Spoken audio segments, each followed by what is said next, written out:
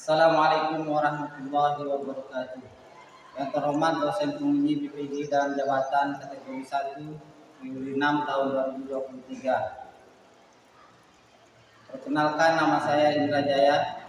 Saya adalah guru di SMA Negeri 1 Marungi, sekaligus sebagai mahasiswa BPG dan jabatan kategori 1 Juli 6 tahun 2023. Pada hari ini, Senin 4 Desember 2023, saya akan melaksanakan mungkin sebagai salah satu prasyarat kelulusan PPG dalam jabatan 2023. Oleh karena itu, mohon saran dan bimbingan dari dosen penguji yang terhormat agar pembelajaran yang saya laksanakan lebih baik ke depannya. Berikut video pembelajaran yang saya laksanakan. Assalamualaikum warahmatullahi wabarakatuh. Assalamualaikum warahmatullahi wabarakatuh.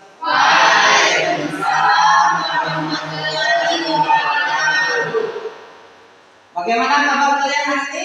Baik, sehat semua, semangat, luar biasa. Alhamdulillah. Baik, apakah semuanya hadir pada hari ini? Baik. Alhamdulillah.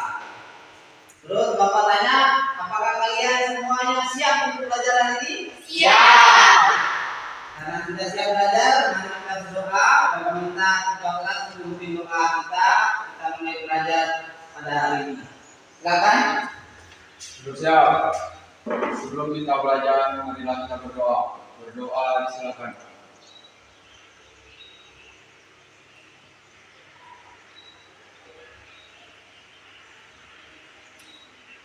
Berdoa selesai. Baik, terima kasih ketua kelas sudah memimpin doa kita pada hari ini. Mudah-mudahan doa kita dijabah oleh Allah Subhanahu wa taala. Amin ya rabbal alamin. Anak-anak sekalian, sekarang kita akan belajar ya dengan materi fluida statis. Submaterinya adalah teorema Torricelli. Ya.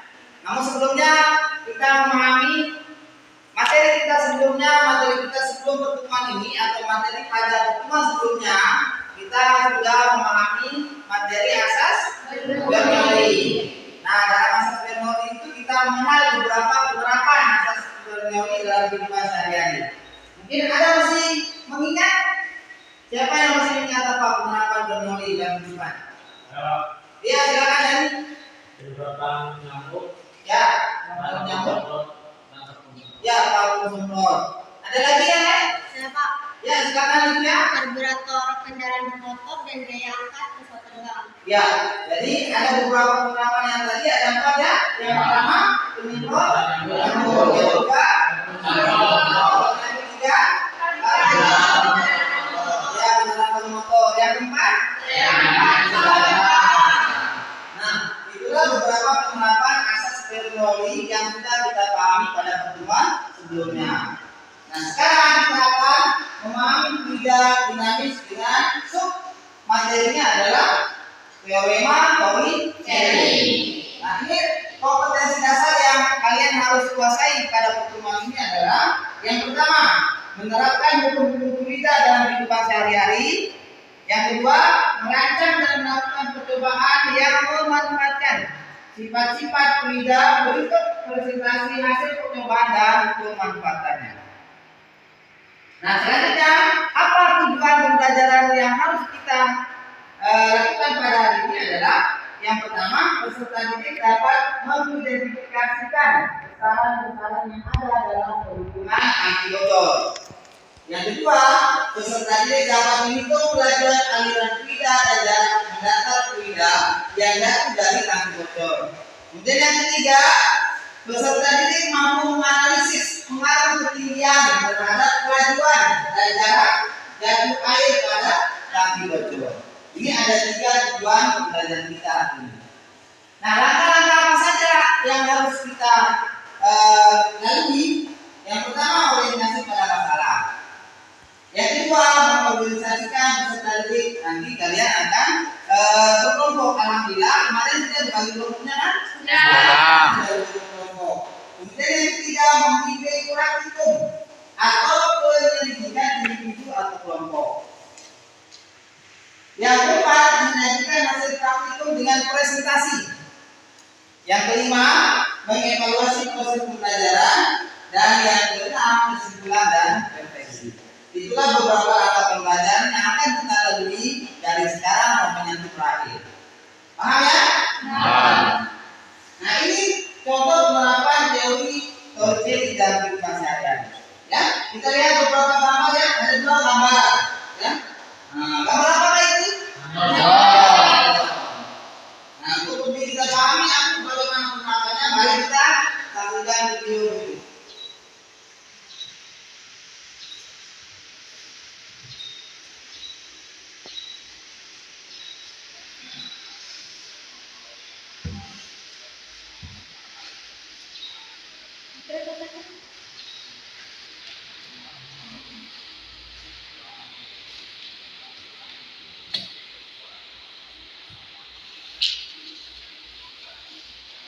Ya, kita perhatikan video depan, ya.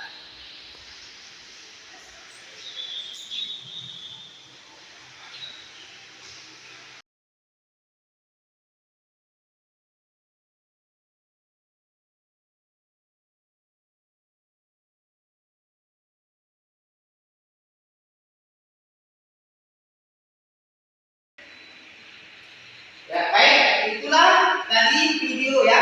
Video tentang penerapan teorema Torce. Sekarang perhatikan gambar di bawah ini. Ya, gambar apa itu? Gambar tandon.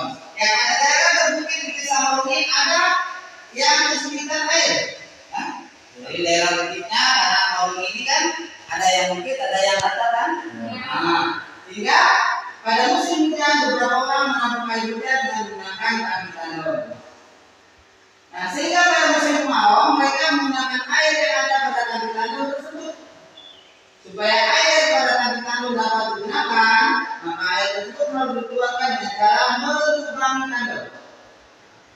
Pertanyaan, ya?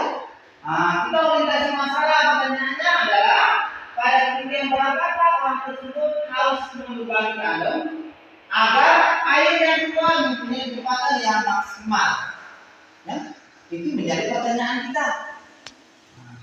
Kira-kira dari pertanyaan yang sudah Bapak sampaikan, ada lagi tidak muncul pertanyaan yang lain? Saya Pak, Oh ya ada ya, silakan Pak. apakah ketinggian tandon tersebut dapat mempengaruhi kelajuan airnya Pak? Ya, muncul lagi pertanyaan, apakah ketinggian tandon dapat mempengaruhi kelajuan air? Nah, ini masalah yang ini nanti akan kalian selesaikan dengan melakukan praktikum, ya. Praktikum menggunakan aplikasi ya atau simulasi PDF. Ya. Baik. Nah, karena kalian sudah duduk berkelompok, ya, sebelum kalian melakukan praktikum, maka perhatikan video berikut, ya, bagaimana cara melakukan praktikum menggunakan simulasi PDF. Ayo kita perhatikan dengan menyimak baik-baik ya.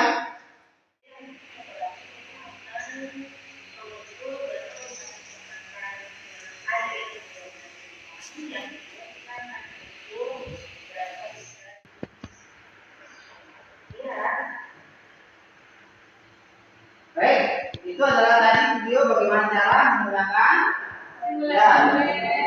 Nah, oleh karena itu sekarang silakan kalian lakukan praktikum ya. Nah, tapi sebelum kalian lakukan praktikum, Bapak akan membagikan dari masing-masing kelompok ya dengan bahan materinya.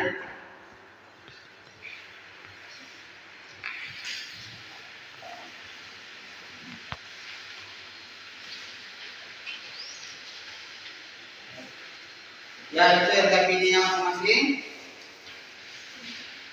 Nah, silakan lakukan praktikum. Ya, dibuka ya.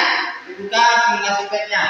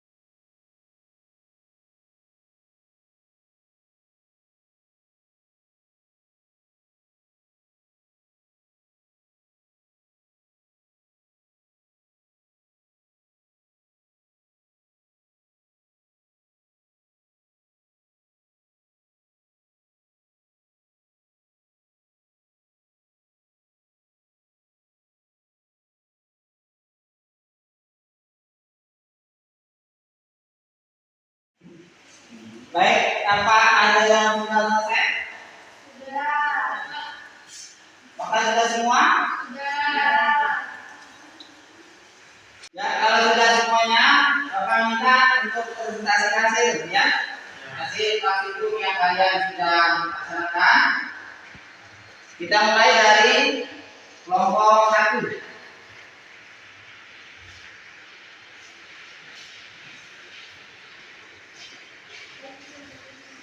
Ya, ingat. Jadi kabel ya. Ini bikin ke Bapak. Silakan kelompok 1, kelompok yang lain tolong diperhatikan. Assalamualaikum warahmatullahi wabarakatuh. Warahmatullahi wabarakatuh.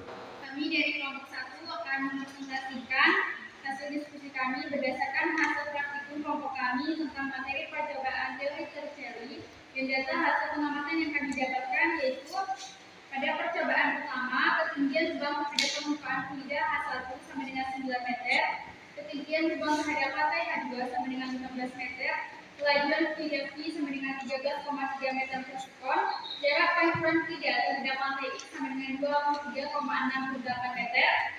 Pada percobaan kedua, ketinggian lubang terhadap permukaan fluida H1 sama dengan 7 meter, ketinggian lubang terhadap lantai H2 sama dengan 15 meter, kelajuan fluida V sama dengan 11,8 meter per sekon, dan jarak pantulan fluida terhadap lantai X sama dengan 21,03 meter. Selanjutnya akan dilanjutkan oleh teman kelompok saya. Percobaan ketiga, ketinggian lubang terhadap permukaan fluida H1 sama dengan 4 meter, ketinggian lubang terhadap lantai H2 sama dengan 15 meter, kelajuan fluida V sama dengan 9,1 meter per sekon. Jarak kelajuan fluida terhadap lantai X adalah 15,7 meter. Analisis data. Kecepatan air saat ketinggian H1 berubah. Pada saat ketinggian air pada H1 berubah dari 9 meter ke 7 meter, kemudian ke 4 meter, kecepatan airnya berkurang. Selanjutnya akan dilanjutkan Jarak panjang air saat pada ketinggian H1 berubah pada saat ketinggian air pada H1 berkurang dari 9 meter ke 7 meter, kemudian ke 4 meter, jarak panjang air juga semakin berkurang.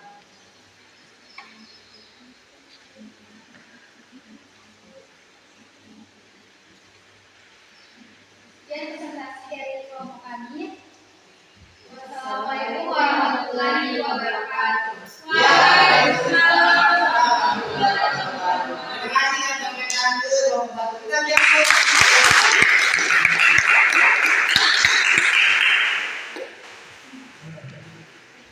Baik, kita lanjutkan ke kelompok 2. Silakan. Ya, ingat depan, hati-hati kabel ya. Silakan mulai, kelompok lain tolong perhatikan kelompok yang akan mempresentasikan hasil cobanya. Silakan mulai.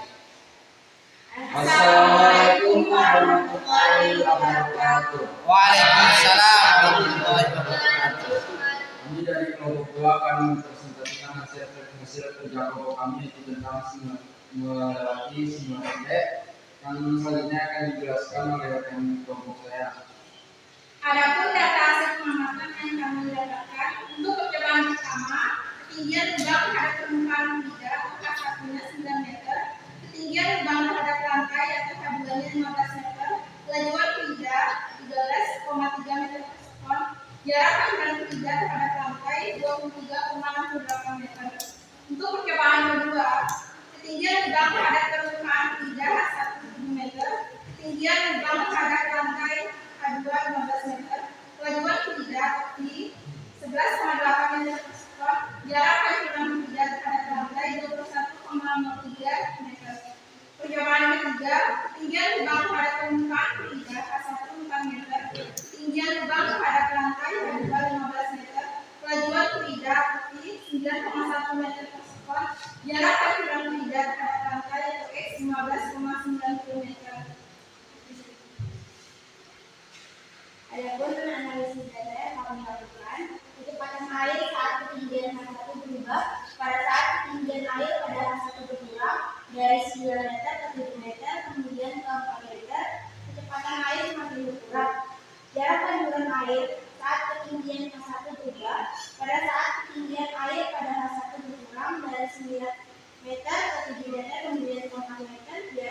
aliran air juga semakin berkurang.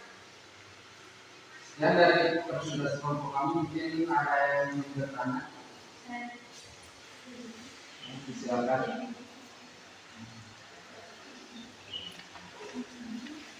Assalamualaikum warahmatullahi wabarakatuh. Pertanyaan saya, bagaimana jarak pancar air yang dihasilkan pada setiap perbedaan ketinggian air? Ya, terima kasih. Wassalamualaikum warahmatullahi wabarakatuh. Waalaikumsalam. Baik, saya akan menjawab pertanyaan dari buku satu. Jarak pancar air setiap perbedaan ketinggian. Semakin berkurang ketinggiannya, maka semakin berkurang juga aliran air. Mungkin dari kelompok lain mungkin ada yang bertanya lagi. Oke, baik, terima kasih. Sekian dari kelompok kami. Wassalamualaikum warahmatullahi wabarakatuh. Waalaikumsalam. Ya, terima kasih.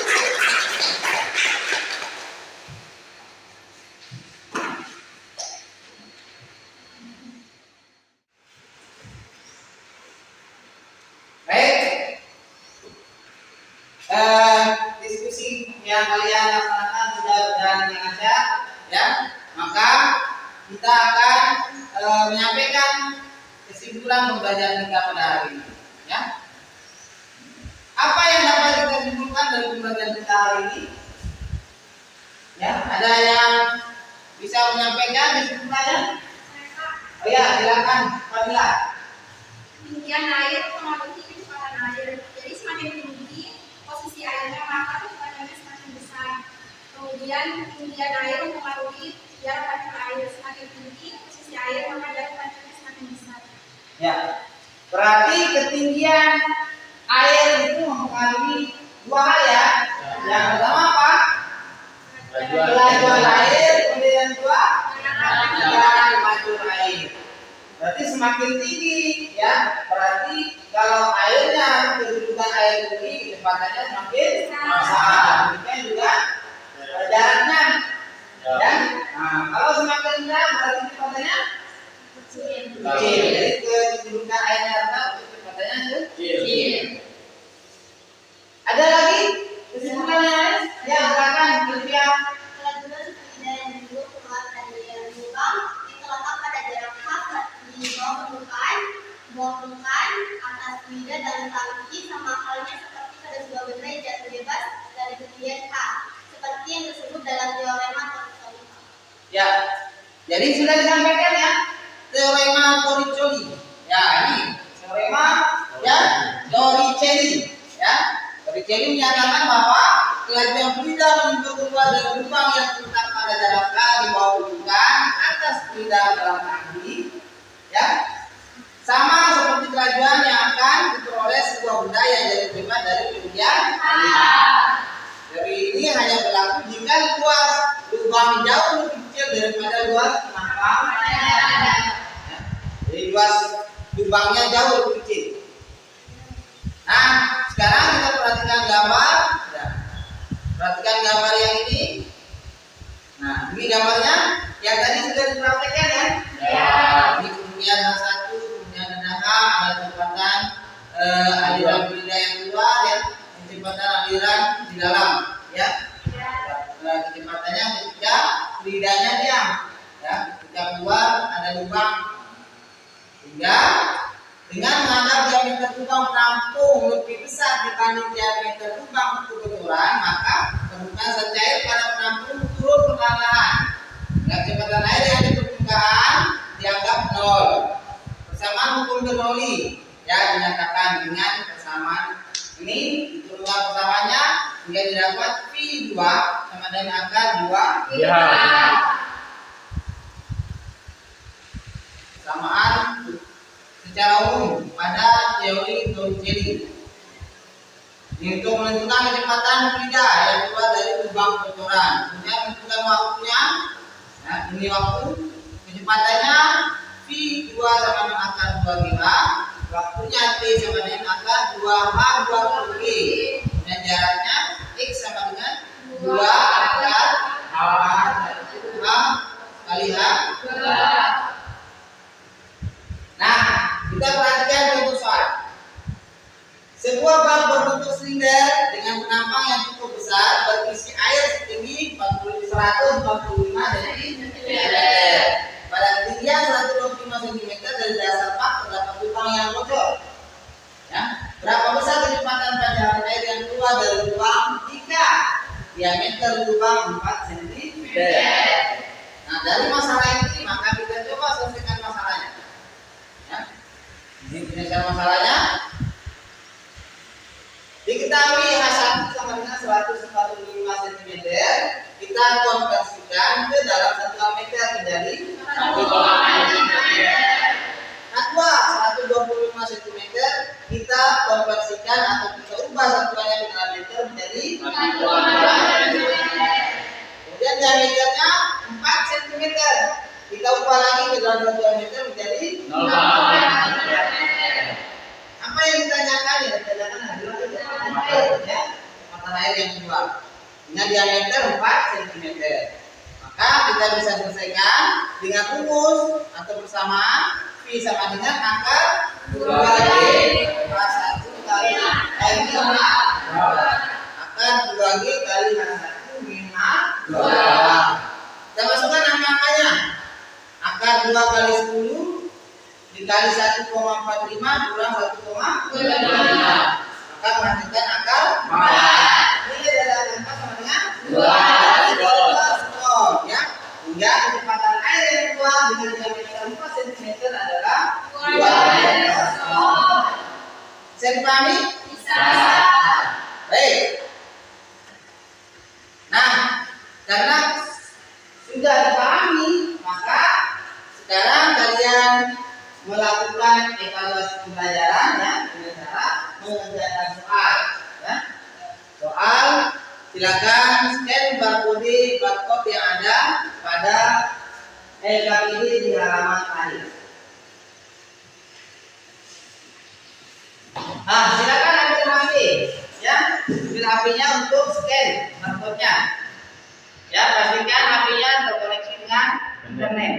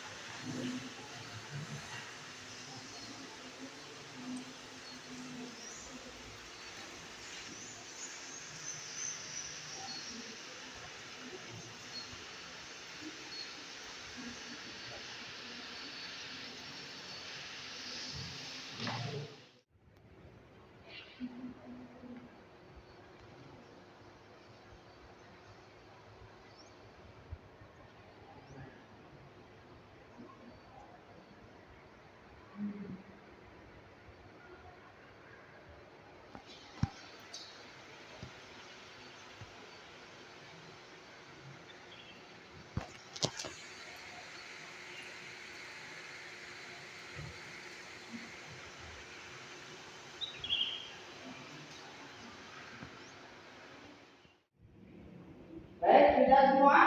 Kita lihat hasilnya. Ya. Dari hasilnya.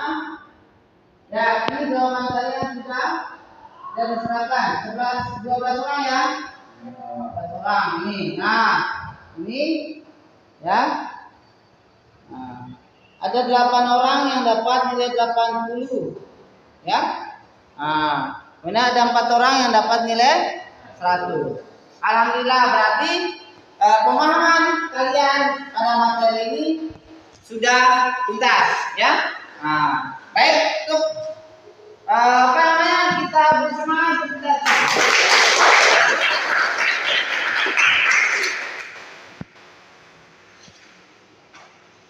Ya, karena tadi ya nilainya sudah 80 berarti tidak ada yang perlu remedial.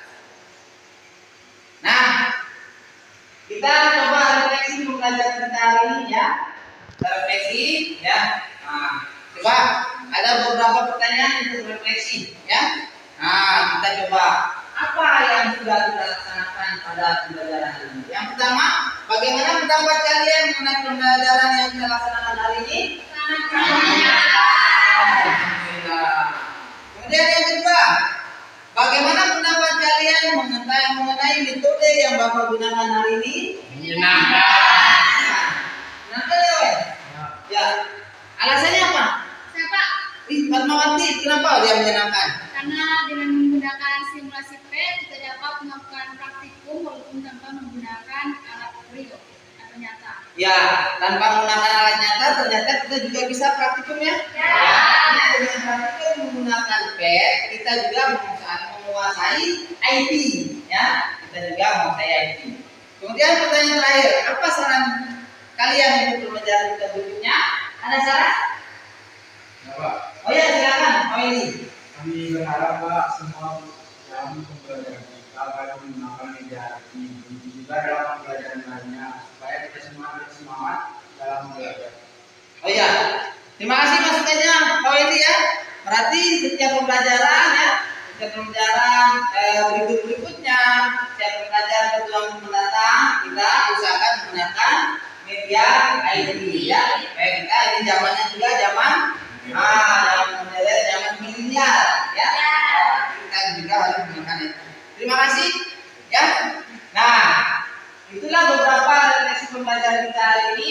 Baiklah anak-anak sekalian, terima kasih perhatiannya ya. Terima kasih banyak atas perhatian supaya tetap semangat ya. Nah, dari materi belajar kita pada pertemuan berikutnya adalah tentang sejarah. Sampai di sini pertemuan kita hari ini ya. Sampai sini terima kasih perhatiannya ya. Sekali lagi tetap semangat ya, tetap semangat. Silakan kumpulkan kaki dulu ya dari hasil yang sudah kalian kerjakan tadi.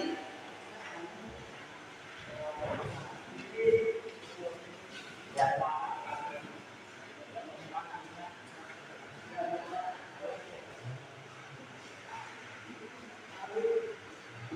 Baik, terima kasih semuanya.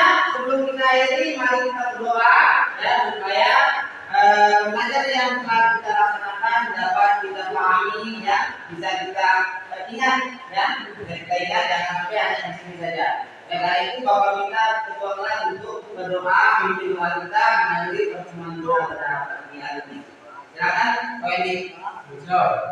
Sebelum kita akhiri pembelajaran pada hari ini, marilah kita berdoa. Berdoa silakan.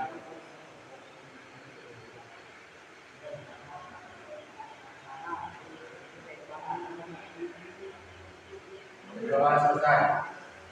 Ya, terima kasih Pak Edi. Sekali lagi terima kasih perhatiannya. Mohon maaf segala kekurangannya. Assalamualaikum warahmatullahi wabarakatuh.